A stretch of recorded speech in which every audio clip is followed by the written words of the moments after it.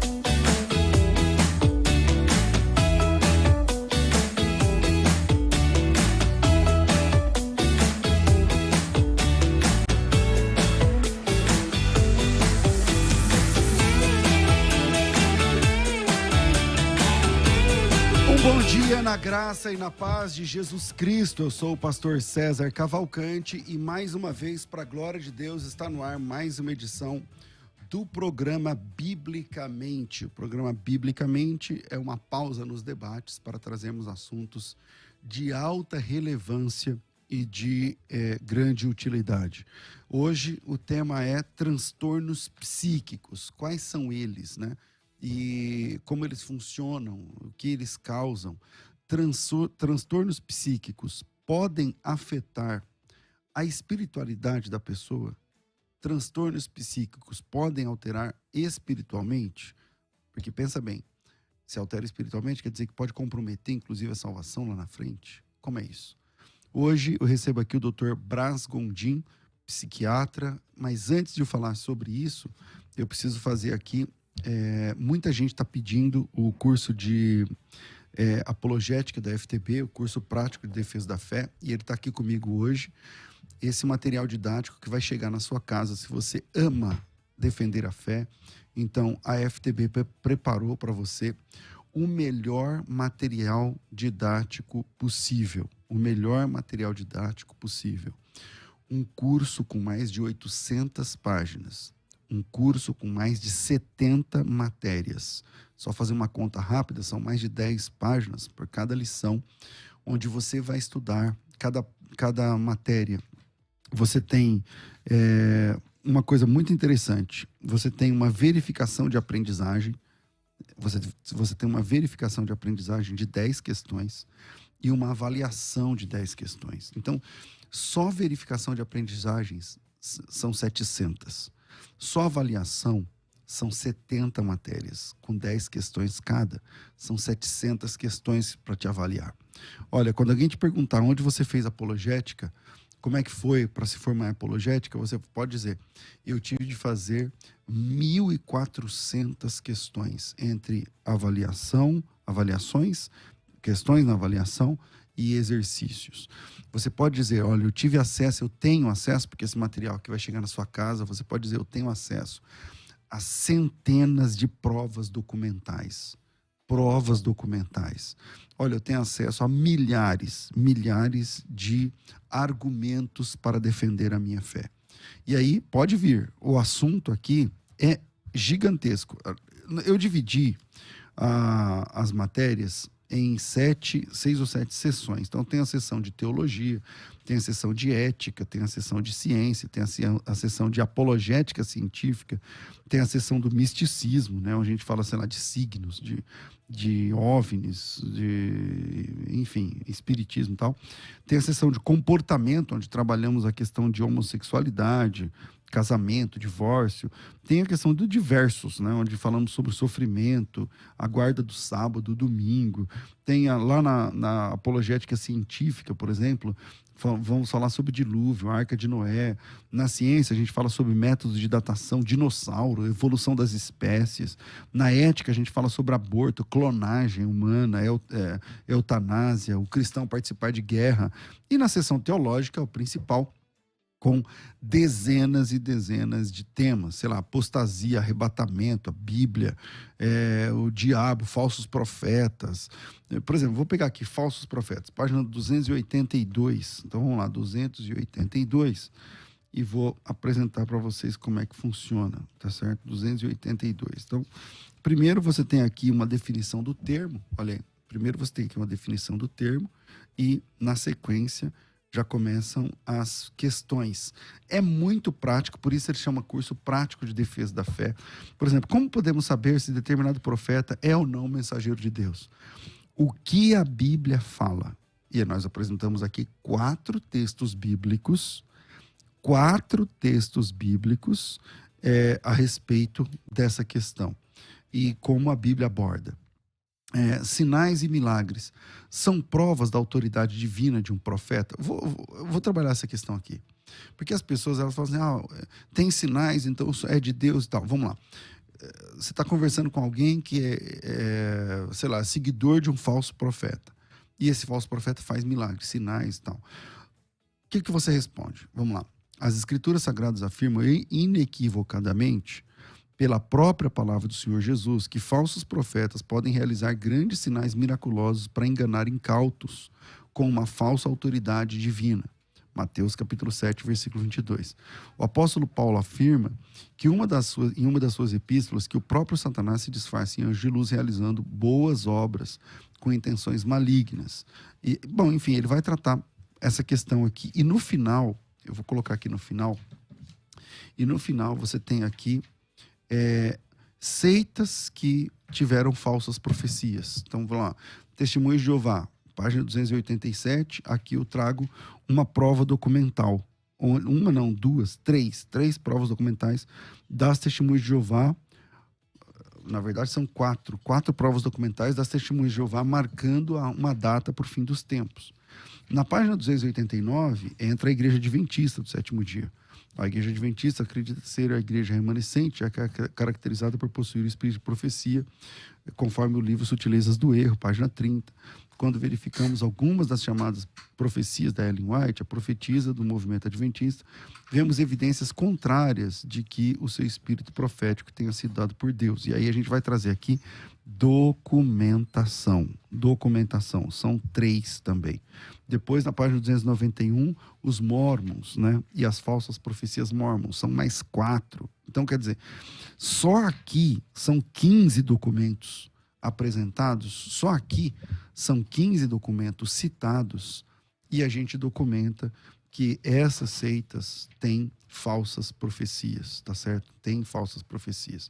Agora, se você quer ter acesso a esse curso, que não é só um curso, é um acervo, tá? Na sua biblioteca, nós estamos em promoção, e a promoção é a seguinte: você chama pelo WhatsApp, o WhatsApp é 99007-6844, no WhatsApp você coloca teu nome, tracinho, Defesa da Fé, nome, tracinho, Defesa da Fé, e ao colocar nome, tracinho, Defesa da Fé, a gente chama você e manda para você as informações do curso prático de Defesa da Fé.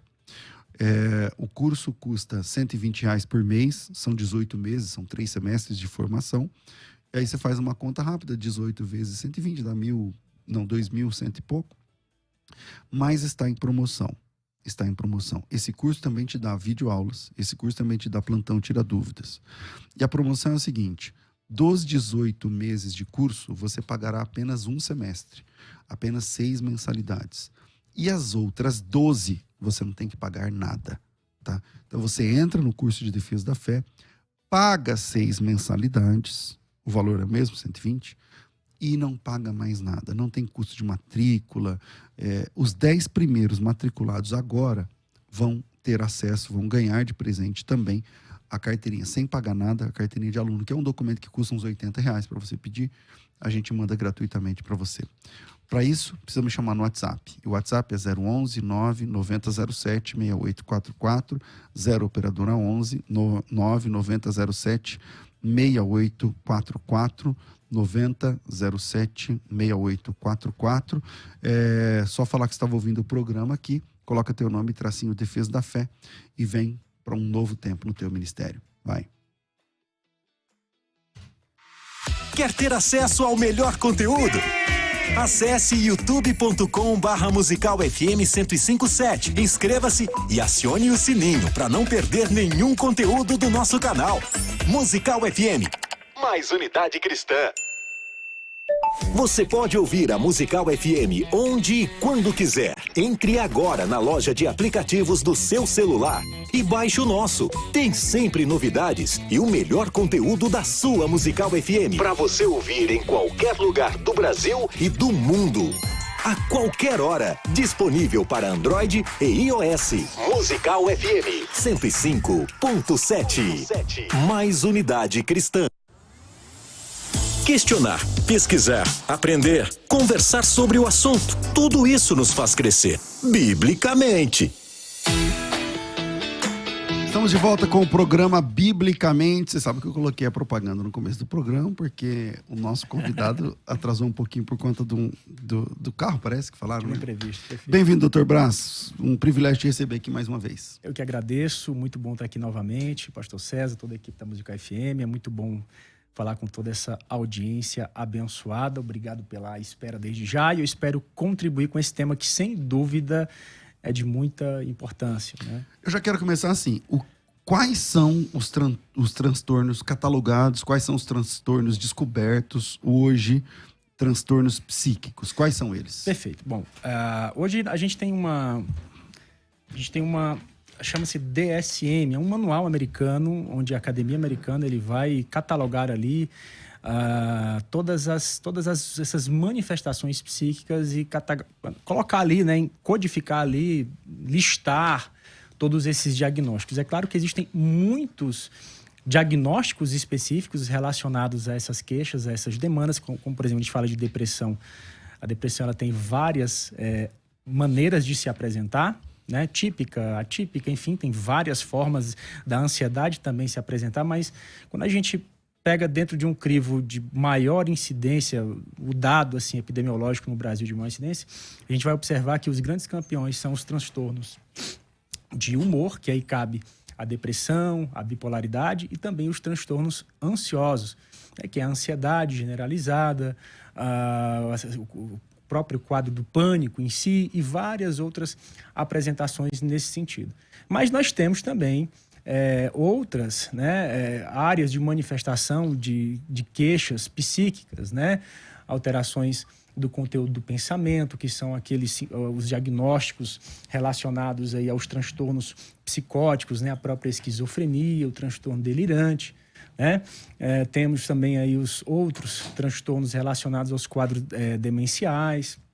Todos esses vão apresentar, dependendo do grau, da forma como se manifesta, graus aí significativos de sofrimento, né?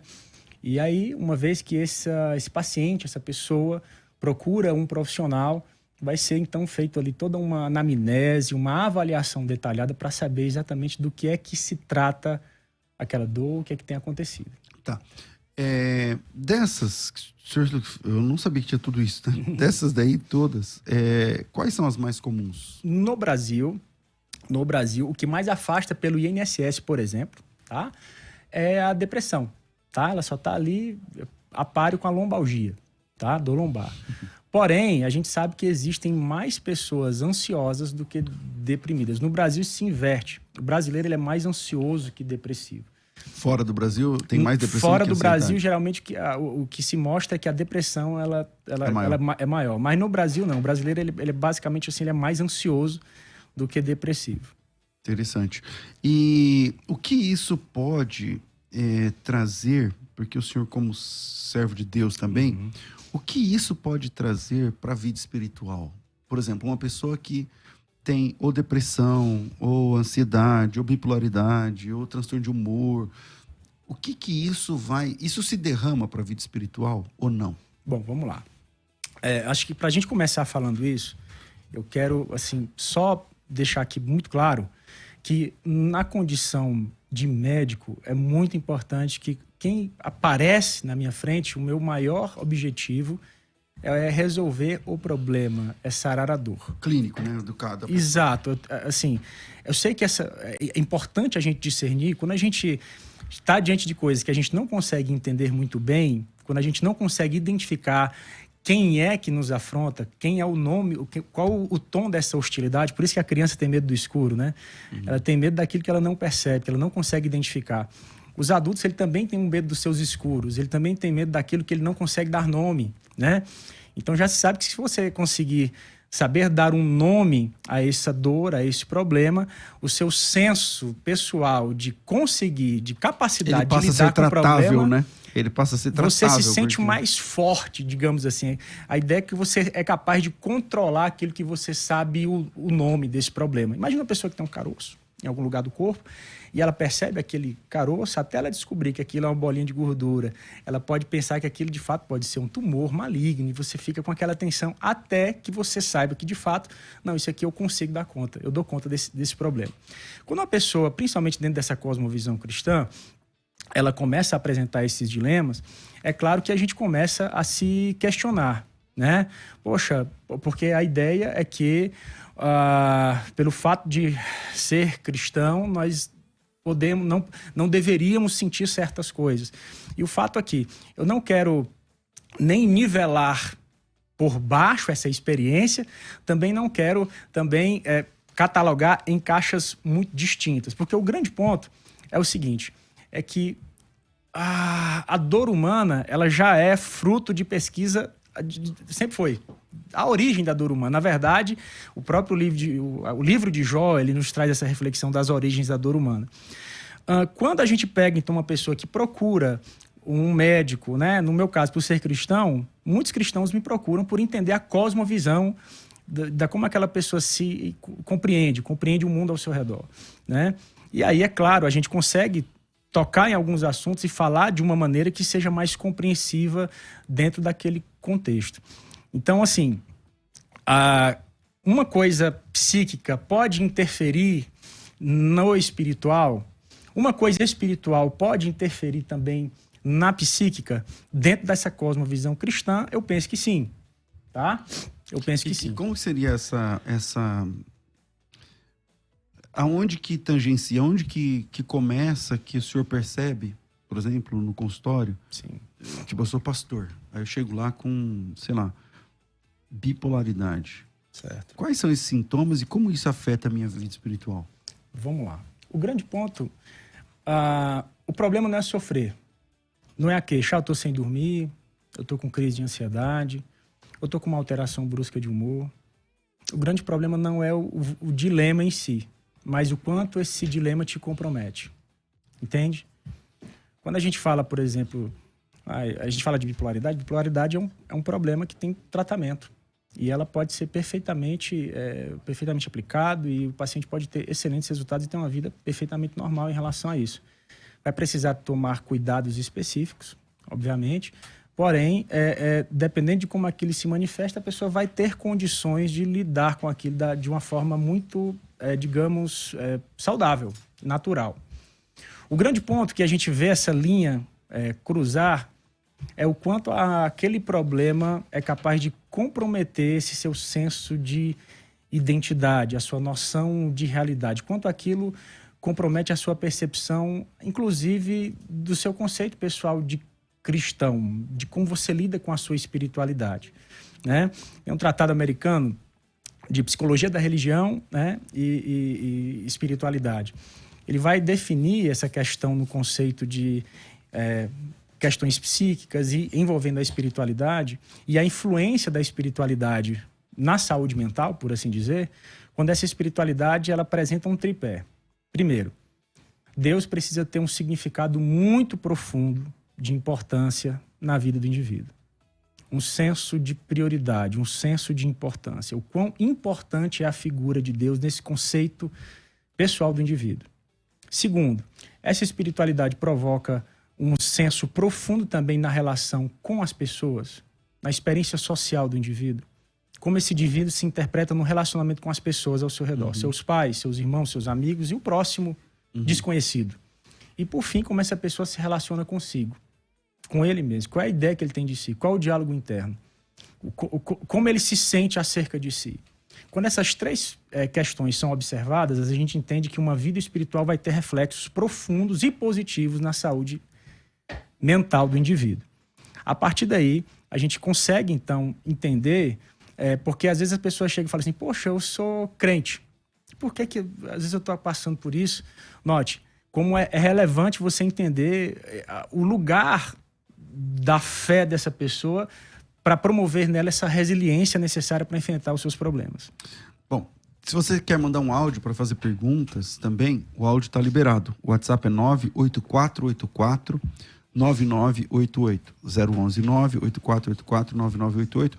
A Andréia, o André, ele pergunta o seguinte, TOD, eu não sei, é TOD, eu nunca tinha nem ouvido, e TDAH, não, TD, ele coloca TDAH, mas é TDAH, né? Isso. O que é TOD também? Transtorno opositor desafiante, geralmente se dá em crianças, né? Tá, ele pergunta assim, e essas coisas são tratadas com oração? Resolve?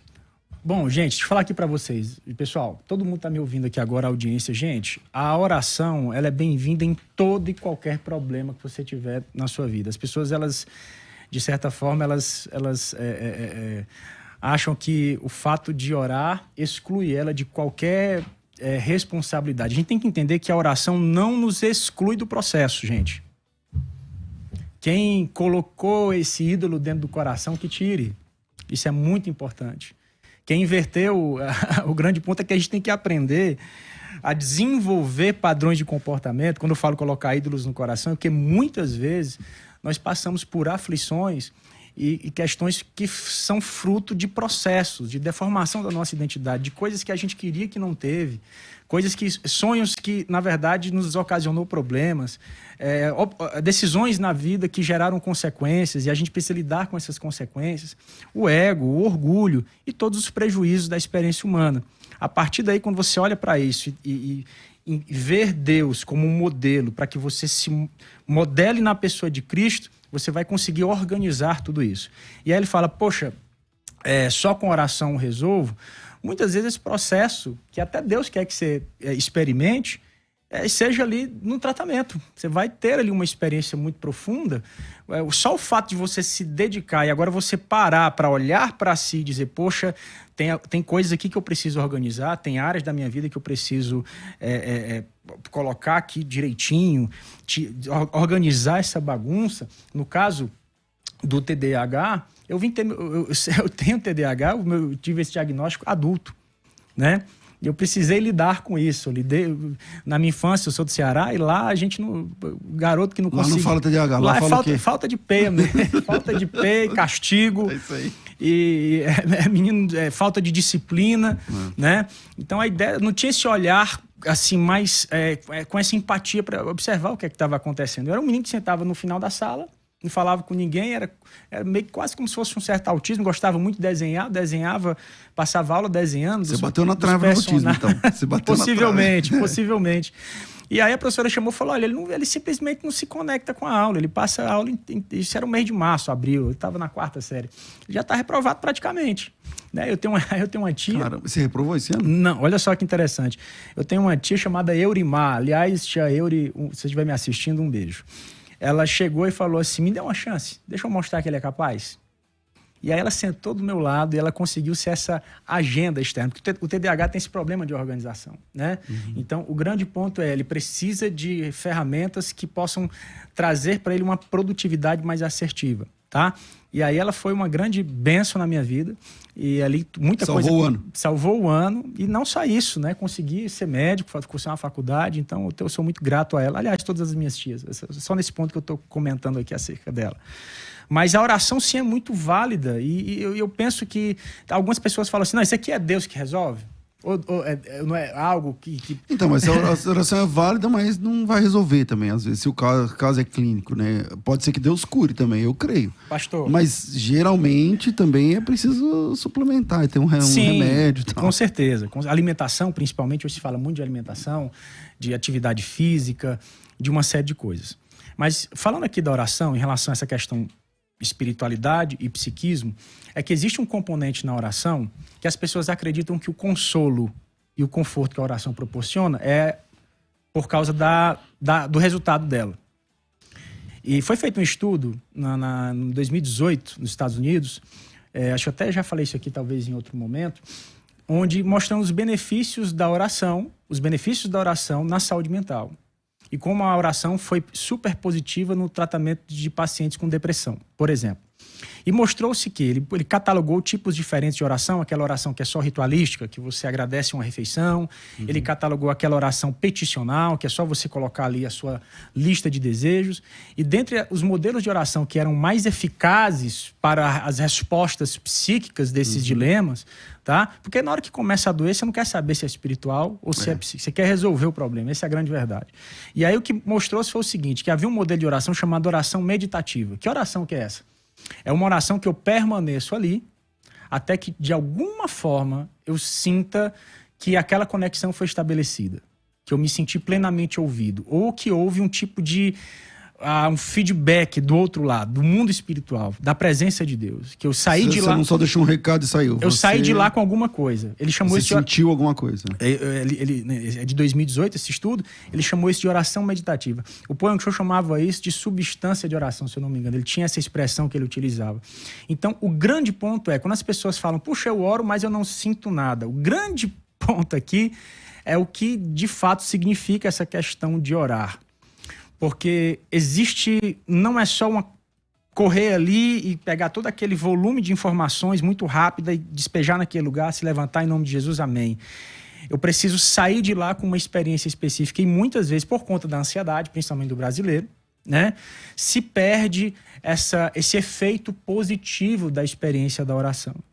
E aqui é o grande dilema. E aí você pensa, ok, então como orar?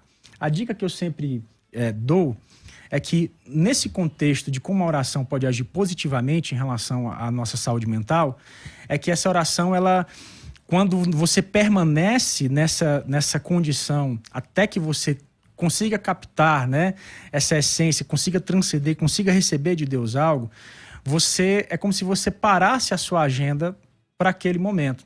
Para o seu cérebro, isso é muito complicado. Porque ele está querendo agir, fazer muita coisa ao mesmo tempo, só que quando você faz isso, o seu cérebro começa a entender que aquele momento para você é importante. Ele começa a entender que Deus para você é uma prioridade. Se você não informa para o seu corpo, para a sua percepção que Deus é uma prioridade, então na hora que você diz, está repreendido em nome de Jesus, não quero sentir isso em nome de Jesus, o seu cérebro não vai responder à altura, porque ele não entende aquilo como prioridade, entende? E aí, ok, então qual que é o grande ponto? O grande ponto. Como que a oração, como que eu posso exercitar uma oração que tenha impacto na minha vida emocional? Tem um jeito certo? Tem um tempo certo? Bom, a Bíblia não diz especificamente quanto tempo você deve passar orando. Ela não tem. Em alguns momentos orais sem cessar, mas estou falando de uma oração específica, daquela que Jesus fala, entra no teu aposento, né, tranca a tua porta. A Bíblia não diz assim exatamente quanto tempo, mas uma coisa me chama a minha atenção. É quando Jesus olha para os discípulos e fala assim, poxa, nem por uma hora você conseguiu ficar aqui comigo.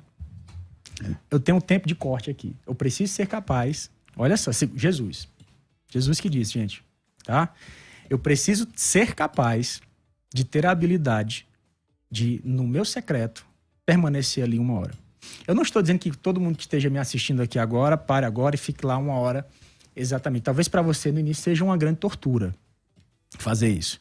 Comece aos poucos. 5 minutos, 10 minutos, 15 minutos. Sabe o que eu gosto de fazer, pastor? Eu pego o celular e tem o timer, né? O alarme, né? Então eu coloco ali e eu me forço. Vou sair daqui quando esse abençoado tocar. E aí você percebe no começo que os 5 minutos parece que é 40. É 40. Aí você não está acostumado. Não, o assunto acaba em 5 minutos. Esse é o grande problema. Você vai ter, então, que caçar assunto com Deus. Aí você é obrigado a olhar para dentro de si. Esse é o grande dilema. Não, mas aí a hora é pouca. Mas quando você olha para dentro de você, aí esquece o relógio. E aí você começa, então, a entender de fato. E aí quando você... sabe, hoje quando você começa a desenvolver essa habilidade, você é capaz... Tem um livro de um autor americano, que nem cristão é, chamado Brian Tracy. Ele tem um livro muito legal, chama-se Comece pelo Mais Difícil. E lá atrás eu olhava e dizia assim, puxa, mais difícil realmente é você ficar uma hora aqui. De joelho, sentado, tem hora que você fica de joelho, tem hora que você levanta, que o assunto acaba, você tem que dar um jeito, né? E ele, é muito interessante a forma como ele pontua, porque quando você dá prioridade justamente para essas coisas que você tem a maior dificuldade, você tem uma liberação maior de dopamina, que é uma substância responsável pelo prazer, pela satisfação. Então, quando você começa a dizer, puxa, eu consegui, que legal, né? Eu tô aqui, você sente ali... Repercute também na sua saúde emocional. Agora, o Tiago, ele tá dizendo o seguinte, Alberto, ele diz o seguinte, minha esposa tem TAG, aí você vai falar para mim o que transtorno de ansiedade generalizada. Tá. Ele diz assim, achávamos que era algo espiritual, porém ela teve uma crise muito grave. Partimos para o tratamento psicológico e também psiquiátrico. Graças a Deus, depois do tratamento, ela está muito bem. Hoje, quando encontramos pessoas na igreja com essa questão, passando pela mesma situação, nós já sabemos como orientar. O que é uma crise de TAG? O que a pessoa... Vamos lá. O que você já viu nesse... Vamos lá. Eu acho muito complexo quando você...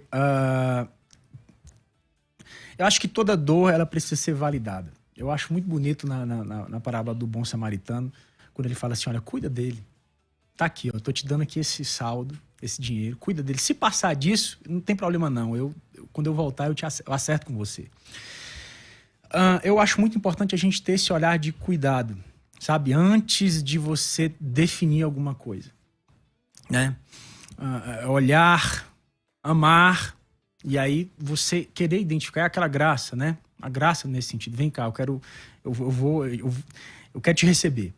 Eu acho isso muito importante. E aí o grande ponto, pastor, né? Tendo dito isso, a questão do TAG, né? Da ansiedade, o que acontece? Qual que é o grande ponto? Quando a gente fala de TAG, transtorno de ansiedade generalizada, a gente está falando de uma ansiedade que passa dos 6 meses, ou seja, não é uma coisa que começou ontem, a pessoa passa por isso já, ela precisa, né, pelo diagnóstico, ela precisa ter um tempo aí de 6 meses pelo menos, precisa apresentar aí algumas características, irritabilidade, dificuldade de concentração, branco na mente, uma tensão muscular, pode ter também alterações no sono, enfim.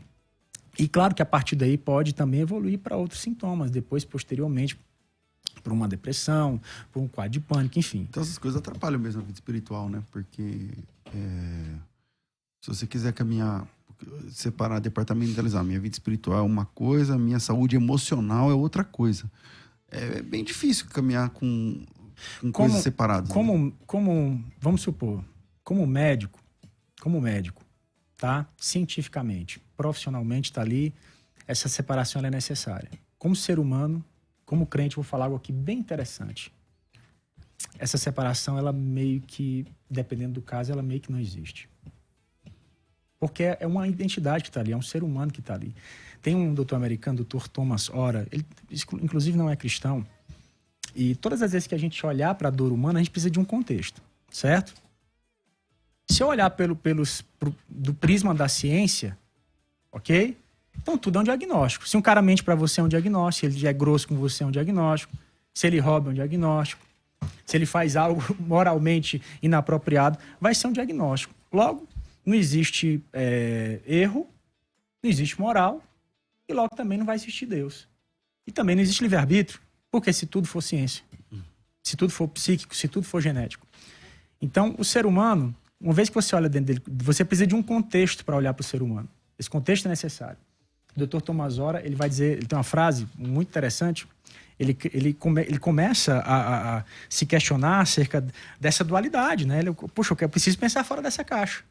Isso aqui, mas não é um único ser. E ele diz uma frase muito interessante, que ele diz que no fim, né, ele já diz assim, olha, todas as maneiras de tentar resolver os dilemas humanos sem considerar, né, o seu background, sua narrativa, né, o seu conceito em Deus, vai ser no fim insuficiente. Vai ser no fim insuficiente. Porque você não consegue resolver o grande dilema do ser humano, que é a identidade, o pertencimento, de onde eu vim, né, o meu lugar no mundo. Tem pessoas mandando áudios, então vamos abrir aí o áudio e vamos ver o que vem por aí. Solta aí, Rafa, por favor. Prezados, bom dia, paz do Senhor. Eu sou o David, sou psicólogo e também cristão da Assembleia de Deus Ministério de Madureira. E minha pergunta é o seguinte: como que Deus olha para essas pessoas que são vítimas desses transtornos? Por exemplo, transtorno depressivo, o transtorno da satiríase, da ninfomania, que são transtornos da compulsão sexual. Deus olha com compaixão. A pessoa está em tratamento e é natural as recaídas. Como que fica a questão espiritual e da salvação dessa pessoa que é vítima desses transtornos? Aí, pergunta de um psicólogo. Ótimo, vamos lá. Vamos lá. O que a gente tem que entender é que todos esses dilemas, elas são dilemas que projetam uma ameaça sobre o lugar do indivíduo. Então, por exemplo, quando uma pessoa tem, por exemplo, depressão, vou dar um exemplo. Essa pessoa, ela chama-se tríade cognitiva, ela perdeu totalmente a perspectiva de si, de ambiente e de futuro. Ou seja, ela não consegue ver nenhuma perspectiva de mudança. Você consegue ver encaixar aqui um tipo de crença? Não tem um quê de crença aqui? Uhum. Ela não cristaliza uma forma de enxergar a vida. Não quero saber se ela é cristã ou não. Ela simplesmente cristalizou, ela internalizou de uma forma muito profunda um desfecho para a sua própria história. E ela tem essa dificuldade. Claro, o corpo dela também vai responder a isso, né? A gente tem os quadros psicossomáticos, sintomas físicos que respondem, que são reflexos de uma dor psíquica, né? No caso aqui, no exemplo que o irmão falou, essa questão da compulsão, da questão ele falou no caso sexual, né? A questão de todas essas, por exemplo, compulsão alimentar também, que é uma outra compulsão. Enfim, a necessidade desse objeto, tá? Desse objeto de desejo, certo?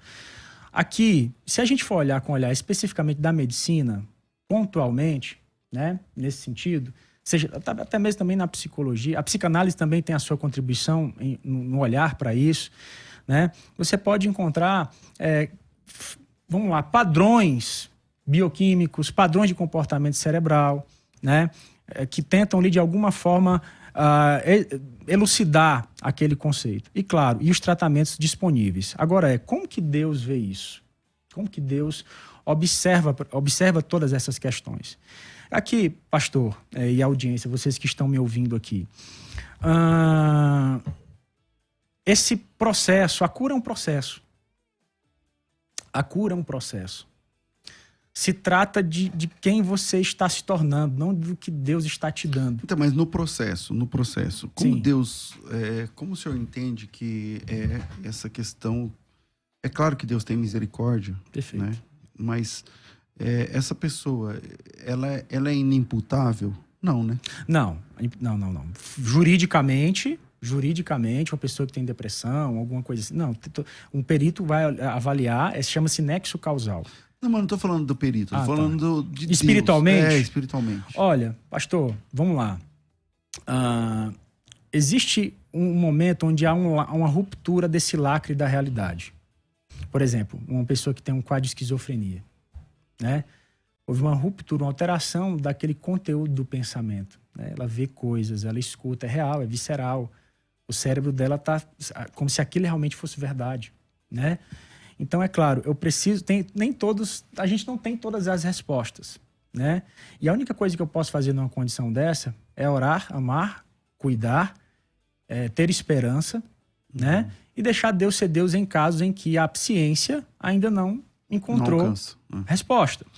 Como que Deus vê isso? Eu acredito que Deus ama essas pessoas e quer cuidar delas. Eu acho que quando a gente fala assim, a gente está fazendo igual o leproso, né? Se é leproso, então fique fora da cidade. Eu acho que o grande ponto é quando a igreja é capaz de amar e cuidar. Eu li um livro esses tempos atrás, tem um programa americano que trata de pessoas que têm problema com a questão da pedofilia, né? E ele é um programa que recupera esse tipo de pessoa que procura ajuda. E pode ser mesmo um transtorno? Olha, existe toda uma catalogagem, né, de transtornos nesse sentido. E a ciência entende, sim, vamos lá, existe ali esse diagnóstico, por assim dizer. Mas dentro da própria ciência existe aqueles que se dividem, que veem aquilo exclusivamente como um transtorno, e outros que querem normatizar, outros que querem normalizar, querem deixar aquilo como uma preferência normal nesse sentido. Porém, é muito complexo. Essa linha ainda não está totalmente delimitada. Questionar, pesquisar, aprender, conversar sobre o assunto. Tudo isso nos faz crescer, biblicamente.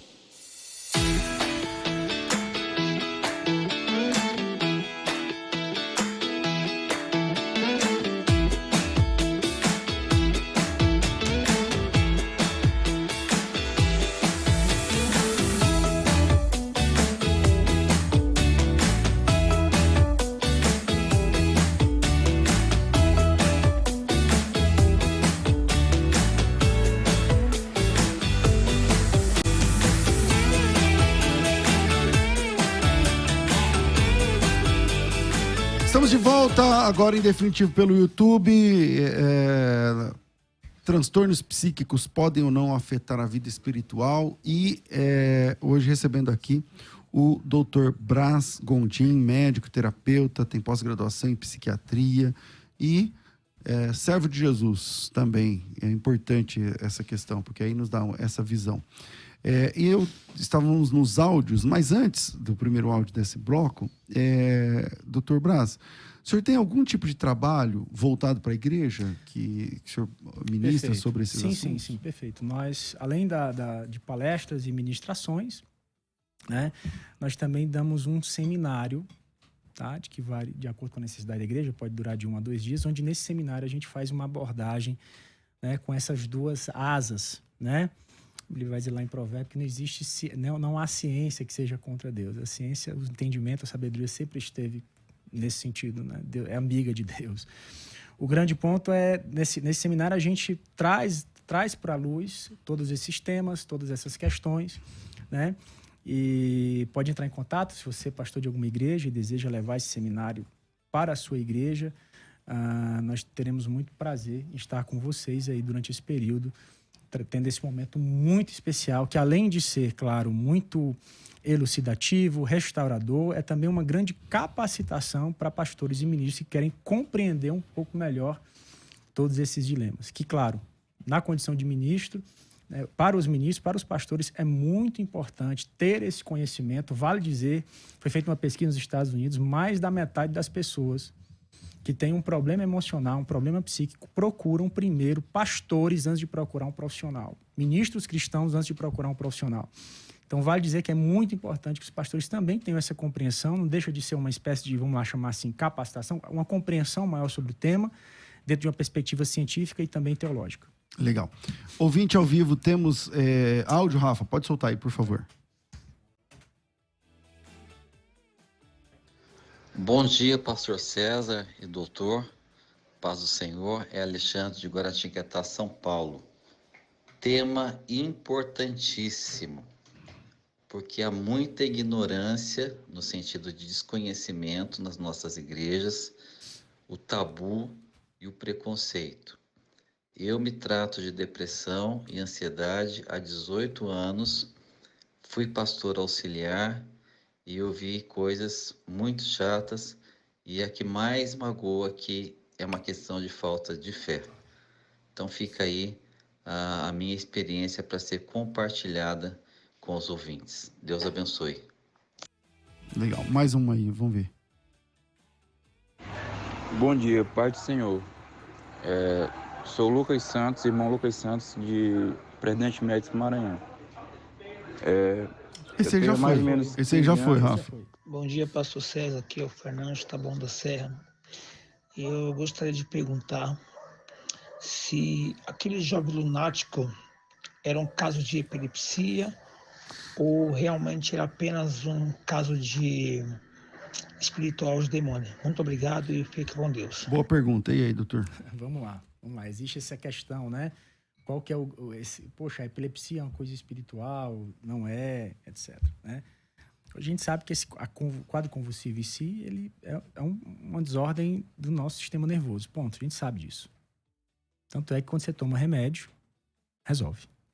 E basicamente, sem muita... Não precisa fazer muita conta matemática para isso. Certo? Mas o remédio que se toma para o anticonvulsivo, ele é muscular? Não, comprimido, fenobarbital. Sim, mas ele é comprimido que faz o quê? Que justamente que trata a epilepsia. Evita, faz com que a pessoa não tenha essa descarga generalizada. Né? Então, só que, vamos lá, que é muito importante. Nem todo quadro epilético, né? Nem toda convulsão tem essa origem, nem toda epilepsia, né? Não tem essa origem cerebral. Existem algumas que, por exemplo, a ciência chama de origem psicogênica. Ok?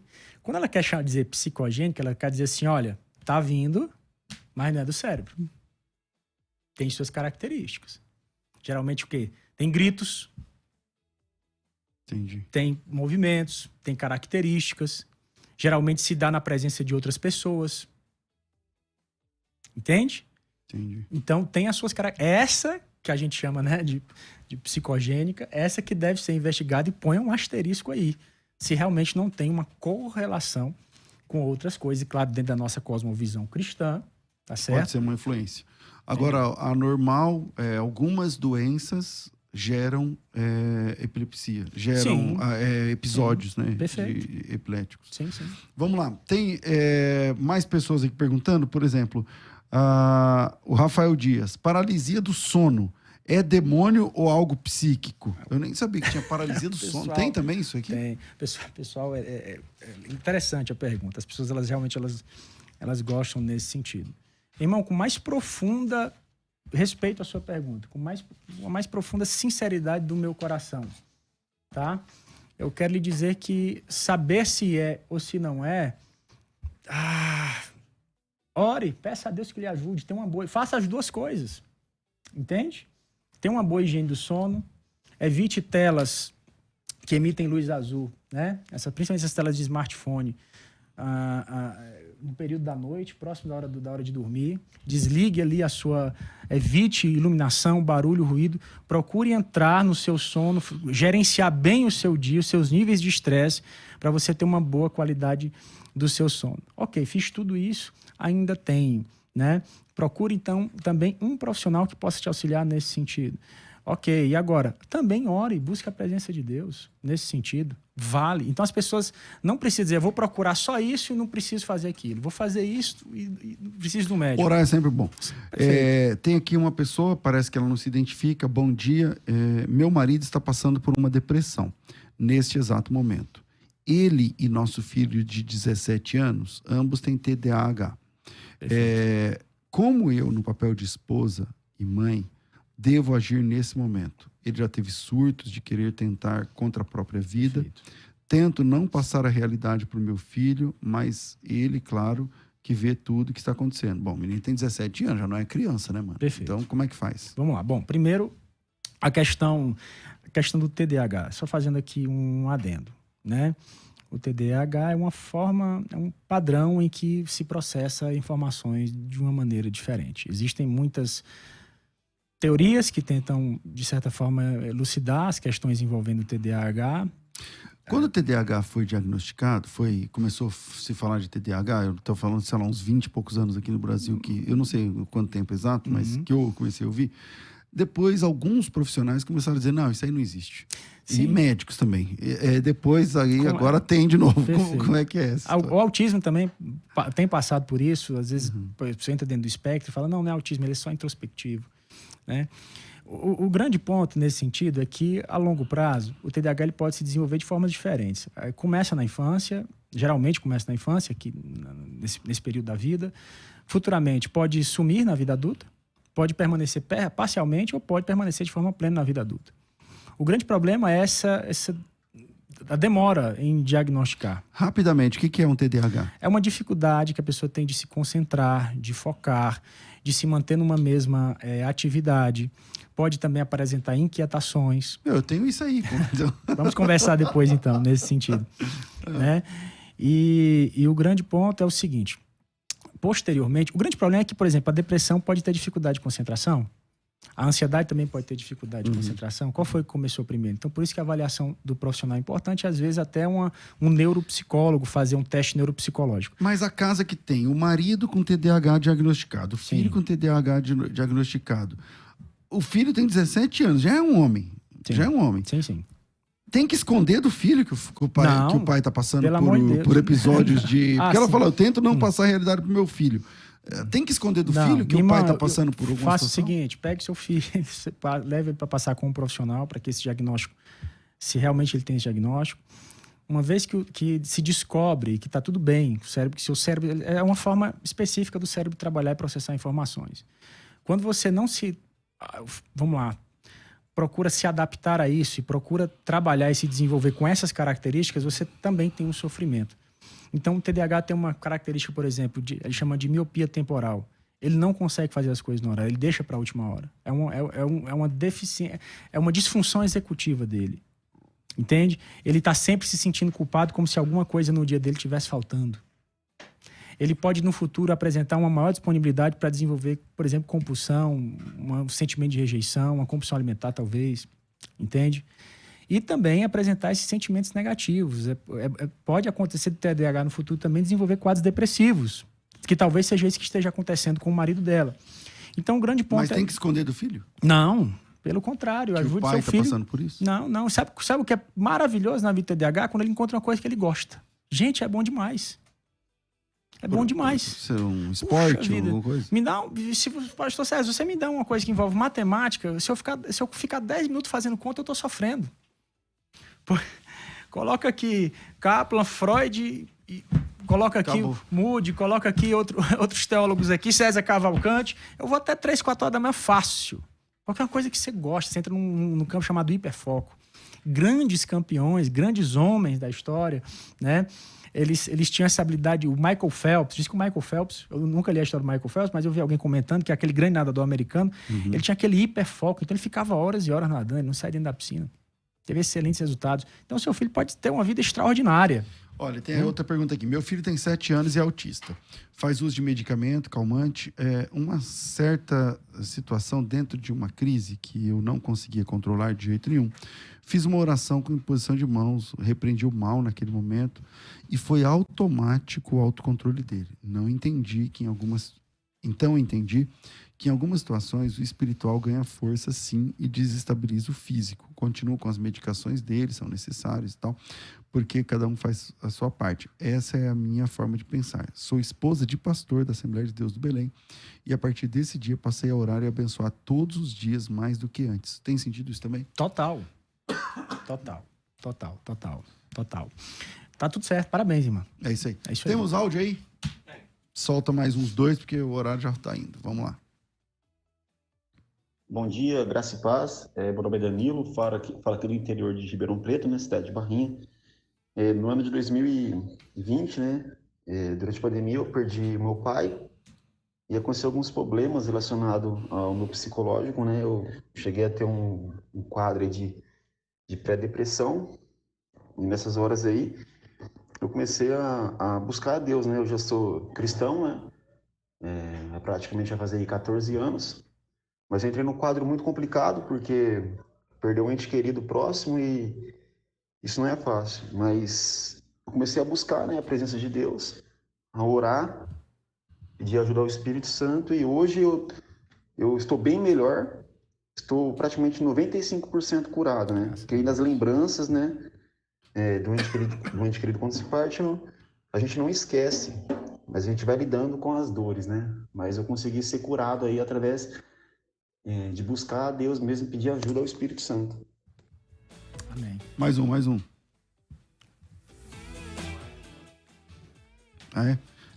Então vamos aqui. Dr. Braz, diante dessa situação, ainda tem resistência dos cristãos quanto a procurar um psiquiatra ou um psicólogo? Sim. Acho que o psiquiatra é pior ainda, né? Pior ainda. Sim, existe essa resistência. E são legítimas. Às vezes essa resistência até... Vamos lá, vou dizer legítima. Às vezes até compreendo eu até entendo. Porque eu sei que, às vezes, para o profissional entender a visão... Por isso que o tema espiritualidade está cada vez mais presente no meio acadêmico, secular, inclusive. Então, existem simpósios, existem livros falando de espiritualidade por profissionais da saúde mental, falando sobre espiritualidade, apesar de não ser aí um ministro ou um religioso especificamente. O grande ponto é quando o paciente, o cliente, ele procura esse profissional e, de certa forma, existe uma compreensão um tanto quanto superficial, ou então existe uma diminuição da importância de alguns aspectos do indivíduo, enquanto sua fé, enquanto seus princípios, enquanto seus valores. E aí aumenta o sentimento de desconexão, do tipo, puxa, esse profissional não tem nada, não entende a minha realidade, não tem nada a ver comigo. E claro, há um medo, um zelo, uma preocupação também específica, às vezes daquela pessoa, poxa, já estou com um problema, então será que vou desconsiderar aqui questões de Deus, questão de fé? Então, tudo isso é pertinente de análise. Mas, uma vez que você está passando com profissionais que têm esse olhar, têm essa empatia, têm essa compreensão, têm essa leitura, né, do seu ambiente, é claro que a experiência vai ser muito mais prazerosa e reconfortante. Tem aqui uma pessoa dizendo o seguinte, vamos encerrando pelo horário, mas vamos lá. Minha esposa tem bipolaridade. O comportamento dela muitas vezes se altera e chega a parecer algo espiritual demoníaco. Por vezes, tenho muitas dificuldades em interpretar quando é doença, quando é comportamento normal, alterado como qualquer pessoa, ou se é de fato espiritual. Observação, somos cristãos desde criança. Minha esposa é uma cristã piedosa que ama o Senhor. Perfeito. E aí, mano? Vamos lá. Que quando a gente fala a questão da bipolaridade, né? O problema da bipolaridade, ele é caracterizado pela evidência de que a gente chama de um quadro maníaco, mania, né? Um quadro de mania. E aí tem as alterações comportamentais que são ali da mania especificamente, né? Então, existe um aumento do ego, uma diminuição da necessidade de sono, uma pressão na fala, uma disponibilidade da pessoa a se envolver em comportamentos de maior risco, enfim. Então, uma série de coisas que acontecem nessa situação que, claro, quando o paciente está em mania, é muito assustador, digamos assim, para os familiares, principalmente para quem nunca viu, né? Então, assim, o tratamento, ele costuma responder muito bem, muito bem. Mesmo que seja, você pense assim, puxa, eu vou tratar, às vezes para você ter uma certa função cognitiva, o tratamento te ajuda para você normalizar, organizar aqui alguns pensamentos, até mesmo para que você possa ter uma oração mais lúcida ali, para você ter uma certa atividade mentalmente equilibrada dentro desse contexto. E o médico vai, claro, ali observando, analisando, vendo todas essas questões, a questão do diagnóstico, do tratamento. Pessoal, acho que o grande ponto, principalmente em quadros onde existem surtos, existem prejuízos funcionais, a pessoa perde de trabalho, prejudica a família, né? Tem todo esse contexto. Isso precisa olhar com empatia para essa pessoa. Trate, meu irmão, trate a sua esposa tranquilamente, ore, busque a Deus, também leve no médico, consagre, enfim, tudo isso é importante. Bom, tem mais pessoas participando, infelizmente o nosso tempo aqui é curto. Doutor Braz, quem quiser te achar, que tipo de atendimento o senhor pode dar para as pessoas que te procuram? Bom, vamos lá. Eu estou no Instagram, @BrazGondim. No Instagram, Seu Braz é com Z, né? Isso, com Z. BrazGondim. Perfeito? Onde você arrumou esse nome, Braz? Rapaz, é lá no Ceará. Ceará vem muito Gondim lá do Ceará. Eu sei o que você riu. Vamos lá. BrazGondim. BrazGondim. No Instagram. Que tipo de hoje atendimento você consegue? Vamos lá, hoje eu atendo aqui em São Paulo, aqui no meu consultório. Onde também atendo em Pinheiros, aqui em Pinheiros. Tá? E também, mas a grande maioria, porque eu tenho pacientes em muitos lugares, pastor. Então hoje... É online, né? A grande maioria hoje, por conta, né, de toda essa adaptação que a pandemia trouxe, hoje a maior parte assim, dos pacientes acabam sendo online. Então, pacientes de vários lugares e países. Então, tem aí, no @BrazGondim tem lá um link também de contato, caso você queira, de repente, aí tá aí, ó, pronto, colocou aí o contato Tá? tem Se o você WhatsApp. quiser marcar, de repente agendar algum atendimento. 93802-4040. 93802-4040. E nesse mesmo contato também, caso queira agenda de ministrações, palestras, seminários também nesse contato. Legal. Doutor Braz, obrigado. Então, Braz Gondim no Instagram. Lá Tem o YouTube também, canal Braz Gondim no YouTube. Tem um canal no YouTube novo, começou lá, canal, novo. Legal. Braz Gondim também no YouTube, também no Instagram. Doutor Braz, obrigado mais uma vez. Sempre agradeço. um querido para atender a gente aqui. Deus abençoe. Obrigado, gente. Obrigado a vocês também aí do outro lado e também a nossa produção. Deus abençoe a todos vocês. Um grande abraço. A gente volta amanhã e logo mais à tarde no Bom e Velho Crescendo na Fé. Tudo isso e muito mais a gente faz dentro do reino, se for da vontade dele. Nossa mente, pensando biblicamente. Você ouviu pela Musical FM. Um tempo para pensar biblicamente. Biblicamente.